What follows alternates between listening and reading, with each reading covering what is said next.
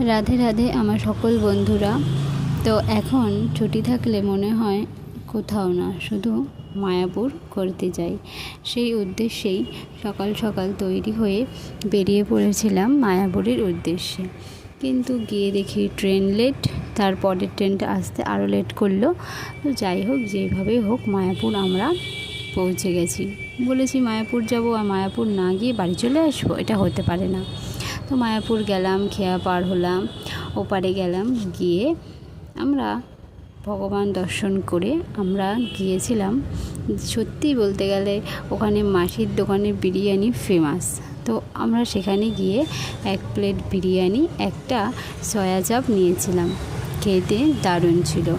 আমার খাওয়াটা দেখলেই বুঝতে পারবে খাবারটা কতই সুস্বাদু ছিল। আমার ছেলে প্রথমত রিভিউ দিল, তো আমি ভাবলাম চলো একটু আমিও রিভিউ দিই। তো দেখো, আমিও বিরিয়ানিটা নিলাম, একটু সয়া চাপ, একটু আলু নিয়ে মুখে পুরে দিলাম। দারুণ খেতে ছিল। তোমরা যদি মায়াপুর গিয়ে থাকো আর মাসির দোকানের বিরিয়ানি অবশ্যই খাবে। ওখান থেকে একটা থামস আপ মতো নিলাম, খেলাম, তারপরে মাসির সাথে একটু ভিডিও করলাম। মাসি সত্যি খুবই ভালো, খুবই ভালো। আর সবথেকে বড় কথা, ওখানে একজন ইন্দোনেশিয়ার লোক ছিল, তার সাথেও একটু ভিডিও করলাম। উনি খুবই ভালো। রাধা